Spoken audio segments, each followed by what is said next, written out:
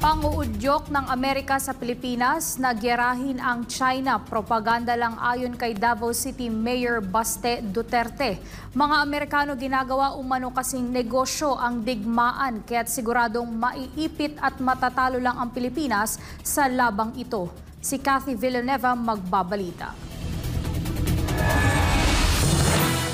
Ang kanang mga ingona na gera, basta gera gani, involved yun na dakong kwarta mga dagkong negosante. Wa tay kuan ana, wa tay benepisyo ana, ilaka ng dula mo ng gusto sila ana kay kwarta na. Ito ang binigyang diin ni Mayor Sebastian Baste Duterte sa kanyang talumpati sa hakbang ng Maisog Rally na ginanap sa Tagum City nitong linggo ng gabi. Ayon sa alkalde, mga negosyanteng Amerikano lang ang may benepisyo sa digmaan kaya hindi na nakapagtataka pang sila itong di na makapaghintay pa na girahin ng Pilipinas ang China. The biggest ganang seller of armaments, weapons, Amerikano. Negosyo na ilaka. Propaganda na mo na pakita-kitaan mo unsay mga i-publish na diya nila sa social media para tan-aw ninyo nga may kabaw mo sa tinuod lang. O kanang og wala ng China diha. Dili lang man kita ang nagaklaim ana. Naa pa ang Malaysia. Naa pa ang Indonesia, naa pa ang Brunei, naa pa ang Vietnam. Hindi naman daw imposibleng sumiklab ang giyera dahil na rin sa patuloy na girian ng Chinese Coast Guard at Philippine Coast Guard. Kung karon, ayaw ingna kumuatras ang China, pasagdan lang po nila nga kita'y mutongtong diha. Di mangyod.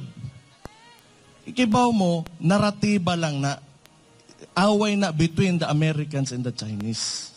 Karon ginabit-bit ginakuan ta karon ginadamay ta ang nakapait diha pagyod og magkandalit sigyod tanan unya pogson ta mo adto gera by conscription, meaning compulsory ang imong enlistment na mahimo kay sundalo, patay tang tanan unya para sa ilang kagustuhan ra na. Pagbantay gyud mo ana kani mga posibilidad og kana mo abot gyud sa tuang kana ilang ginabuhat nga kalaki karon.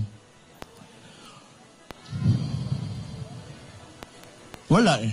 Kasabay nito hinimok ni Congressman Pantaleon Alvarez ng Davao del Norte ang Armed Forces of the Philippines na pag-isipan ang suportang ibinibigay nito kay Pangulong Bongbong Marcos. Mga sundalo raw kasi ang siguradong mapupuruhan pag pumutok ang giyera dahil na rin sa tensyon sa South China Sea. Sabi pa ni Alvarez, hindi naman daw nakalagay sa batas na kailangang protektahan ng mga sundalo ang Pangulo ng bansa dahil ang tunay nitong mandato ay protektahan ng Pilipinas at ang mamamayang Pilipino.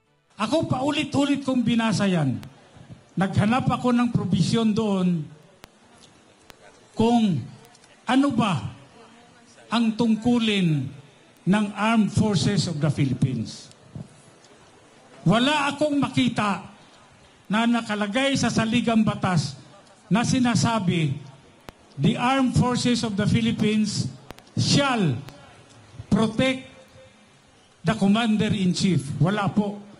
Ang nakalagay sa saligang batas ganito, the Armed Forces of the Philippines shall protect the people and the state. Ngayon, pag ba pinayagan natin na pumutok yung giyera sa West Philippine Sea, yan ba pinrotektahan natin ang taong bayan? Yan ba pinrotektahan natin ang state? Hindi po.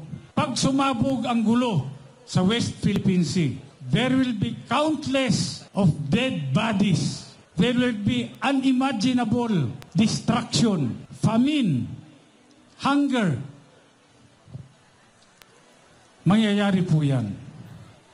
Kanya bago mangyari lahat, nakikiusap ako sa inyo. We don't have to hurt each other. We don't have to fire a single shot. Simple lang, sa mapayapang paraan, please withdraw your support to the Chief Executive. Pag po nag-withdraw kayo ng suporta sa kanya, ibig sabihin, sinusuportahan nyo ang probisyon sa saligang batas na to protect the people and the state. Yan po ang pinakamahalaga dyan. Pag po nag-withdraw kayo ng suporta sa kanya, wala na siyang ibang magagawa kundi bababa sa pwesto. Pero ano nga bang pwedeng maging kahulugan ng panawagang ito ni Congressman Alvarez?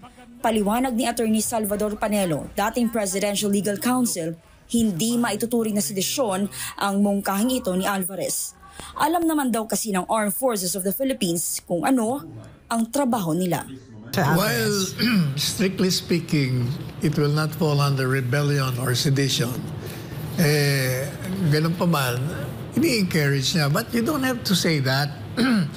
Kasi kung itong Armed Forces of the Philippines, alam nila ang trabaho nila, gagawin nila yung nararapat to protect. Kasi nga yun nga ang trabaho nila, protect the Filipino people. So if they feel na ang isang gobyerno kung saan sila ay kabahagi ay gumagawa ng mga hakbangin tungo sa kasiraan ng kanilang poprotektahan, may gagawin sila. Para sa Diyos at sa Pilipinas kung mahal, Kathy Villanueva, SMNI News.